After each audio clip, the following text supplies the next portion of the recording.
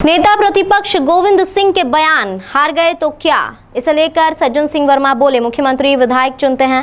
विधायक जिसके पक्ष में होते हैं उसको मुख्यमंत्री बनाया जाता है। दो तरह की विचारधारा के व्यक्ति हैं। समानता की बात करते हुए समाजवादी चलते हैं, समाजवादी पार्टी के नेता हैं। हम भी दूध के जले हुए हैं। समाजवादी के नेता जीते थे। बबलू शुक्ला समाजवादी के नेताओं की सोच ऐसी नहीं रहती, लेकिन वह भी भाजपा में शामिल हो गए।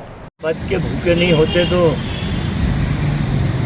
एक चलती हुई सरकार को, कांग्रेस की सरकार को आपने गिराने का पाप किया है। उस पाप के भागीदार, उस पाप से आप बच नहीं सकते। पद लोलुपता के लिए ही यदि आप कांग्रेस की सरकार गिराने के बाद जब भाजपा ने आपको केंद्र में मंत्री बना रहे थे, तब आप बोल दे कि नहीं मैं मंत्री नहीं बनूंगा, मैं तो जनता के लिए हूँ।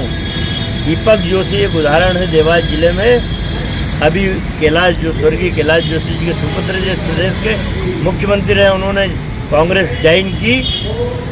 बीजेपी की नीतियों से दुखी होकर स्पष्ट कहा कि मैं किसी पद के लिए नहीं आ रहा हूँ, मुझे कोई चुनाव नहीं लड़ना।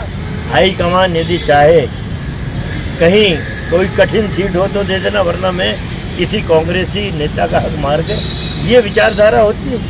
उन्होंने तत्काल केंद्रीय उड्डयन मंत्री तो बीजेपी उड़ा देगी इस चुनाव में। भैया अगर कांग्रेस में वापिस आना, भगवान इनको माफ नहीं करेगा। सिंहस्थ में भ्रष्टाचार किया था तो इनकी सरकार गई पिछली बार 2018 में। अब महाकाल लोक में जो भ्रष्टाचार किया है 2023 में इनकी सरकार तो फिर आने वाली है। इसी धर्म क्षेत्र उज्जैन में जहाँ 12 साल में सिंहस्थ लगता है, सिंहस्थ की वो भूमि जहाँ सैटेलाइट टाउन बनाया जाता है, जहाँ बड़े बड़े धर्माचार्यों के पंडाल लगते हैं, उस सिंहस्थ की धर्म भूमि को इन्होंने मास्टर प्लान लागू किया उज्जैन का। उसमें आवासीय घोषित कर दिया, मतलब भूमाफियाओं को खुली छूट दे दी।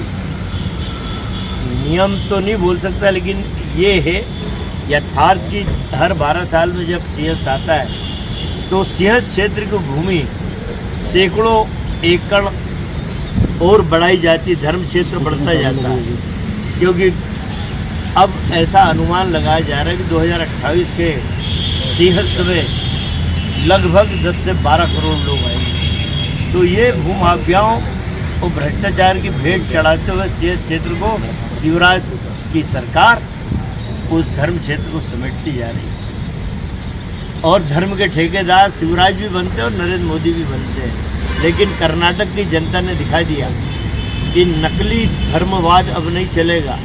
बजरंगबली का नाम लेके धर्म का राजनीति का शिकार करोगे, नहीं चलेगा। कर्नाटक की जनता ने उल्टा दिया। आज मैं जिस जगह देवास में खड़ा हूँ, माता की टेकरी, यहाँ करोड़ों लोग आते हैं। दोनों जब हमारे 9 दिन के उपवास करते हैं, नवरात्रे में लाखों करोड़ों लोग आते। आज वहाँ पाथवे, सारा पाथवे उखड़ चुका है। मूर्तियाँ भद्रंग हो गई, मूर्तियाँ टूट रही हैं। बारिश के दिनों में खड़े रहने का स्थान नहीं है। सिर्फ वो काम करा रहे हैं यहाँ पे प्रशासन और शासन कि जिससे उनका महिमा मंडन किया जा सके। तो आज आपसे मुखातिब होने का यही सबसे बड़ा कारण है कि ये नकली धर्मावलंबियों ने धर्म क्षेत्र में भ्रष्टाचार की पराकाष्ठा कर दी है। ना मोदी का एक शब्द आ रहा है, ना शिवराज का। किस लिए सभी मीडिया वालों को आपने बुलाया यहाँ पर? देखिए, आज देश के चौथे स्तंभ पत्रकारिता जगत के सशक्त हस्ताक्षरों के बीच में हम लोगों को इसलिए उपस्थित होना पड़ा कि ना खाऊंगा ना खाने दूंगा नारा देने वाले नरेंद्र मोदी, जो शब्दों का आडंबर बुन के आज धर्म की आड़ में राजनीति का शिकार करके प्रधानमंत्री बने हैं। उज्जैन के उस महाकाल लोक का उद्घाटन श्री नरेंद्र मोदी साहब ने किया था। धर्म को भ्रष्टाचार की भेंट चढ़ाने में भारतीय जनता पार्टी माहिर है।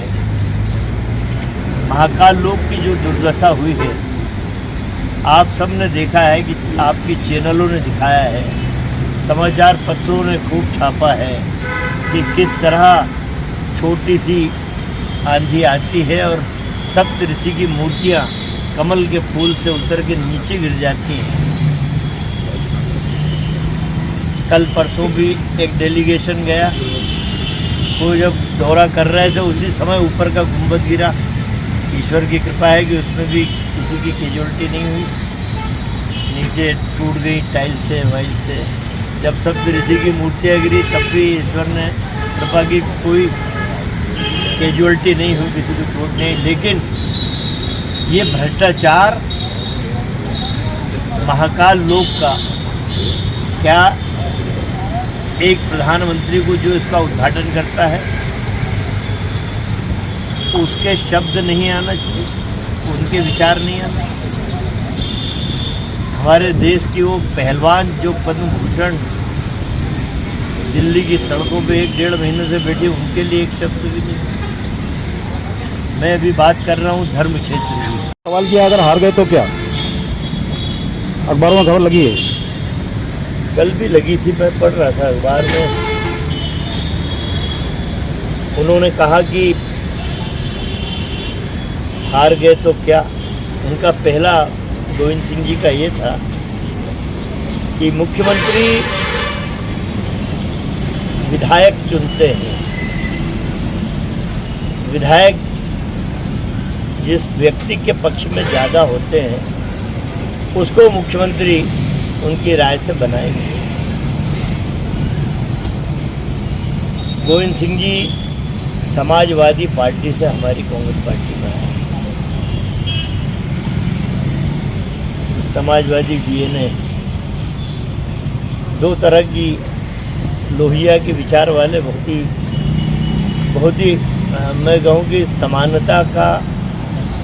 समानता की बात करते हुए, सर्वधर्म की बात करते हुए चलते हैं। मैं इसलिए कह रहा हूँ कि एक हम भी दूध के जले हुए हैं। समाजवादी पार्टी के एक छतरपुर से भी एमएलए जीते थे 2018 के चुनाव में, बबलू शुक्ला। समाजवादियों की विचारधारा कभी भी ऐसी नहीं रही कि भाजपा से मेल खाए, लेकिन वो भाजपा में शामिल हो गए। समाजवादी का ये चिंतन होता है कि मैं अपने साथ जो व्यवहार चाहता हूँ वही व्यवहार मुझे दूसरे के साथ करना चाहिए, ये असली समाजवादी चिंतन है। लेकिन डॉक्टर गोविंद सिंह जी कभी कभी भूल जाते हैं कि डॉक्टर गोविंद सिंह जी नेता प्रतिपक्ष बने हैं। क्या विधायकों ने उनको चुना है? क्या नहीं चुना। आप वरिष्ठ थे तो हमने भी मान लिया कि चलो गोविंद सिंह जी बन रहे हैं तो बना दो। इसी तरह कमलनाथ जी और कांग्रेस के नाम पे इस प्रदेश में वोट पड़ेगा। आम जनता की भावना कमलनाथ जी के साथ है कि 1.25 साल की सरकार में जिस तरह सरकार चला के जो काम मध्य प्रदेश की धरती पे किए हैं वो लोगों के लिए एक प्रेरणा का काम कर रहे हैं। तो अब जो गोविंद सिंह जी को कहना कहें, तो समाजवादी विचारधारा तो ये है कि अपने लिए जो व्यवहार आप चाहते हो दूसरे के लिए भी आपको व्यवहार करना पड़ेगा। तो कमलनाथ जी हमारे नेता हैं, बनेंगे। क्या विद्रोह माना जाए भैया इसको? विद्रोह था और कमलनाथ जी की सरकार ने फैसला लिया था इसके। बिल्कुल, मैं वही तो कह रहा हूँ, मेरे शब्द ही ये नकली धर्म के ठेकेदार जब नरेंद्र मोदी जी से महाकाल लोक का उद्घाटन कराया तो महिमा मंडन कर रहे थे कि देखिए बीजेपी किस तरह धर्म क्षेत्रों का सौंदर्यीकरण कर रही है, किस तरीके से हम उसे बढ़ावा दे रहे हैं। जबकि मैं कमलनाथ जी की सरकार में उज्जैन का प्रभारी मंत्री था, कमलनाथ जी को मैं लेके गया, तब इन्होंने DPR 97 करोड़ की बनाई थी मात्र। इन्होंने जब DPR बनाई तो इन्हें टेंडर जारी क्यों नहीं किया? बीजेपी की सरकार थी 2018 में, इसलिए नहीं कर पाए कि खजाना खाली कर चुके थे, खोखला हो चुका था। हमारी सरकार आती, जब मैं कमलनाथ जी को ले गए तो उन्होंने 97 करोड़ से कुछ नहीं होगा, यदि करना है ढंग से इसका विस्तारीकरण, सौंदर्यीकरण, तो लगभग 300 करोड़ रुपए लगेंगे। उन्होंने तत्काल 300 करोड़ रुपए स्वीकृत करके टेंडर जारी हुए और इसमें कर्नाटक में तो 40% का भ्रष्टाचार में सरकार गई है। 97 करोड़ का टेंडर, इसमें नियम यह है कि यदि आपको इसकी राशि बढ़ाना है, कुछ लगता है कि कुछ आइटम और बढ़ाए जा सकते हैं, तो 10% भी बढ़ा सकते हो। लेकिन भ्रष्टाचार करना था तो 97 करोड़ का जो ठेका था 97 करोड़ और बढ़ा दिए बिना, तो इसी टेंडर वालों को, इन्हीं ठेकेदारों को दे दिया। ये 100% का भ्रष्टाचार हुआ, जो आपके सामने दिख रहा है कि महाकाल लोग की दुर्दशा हो।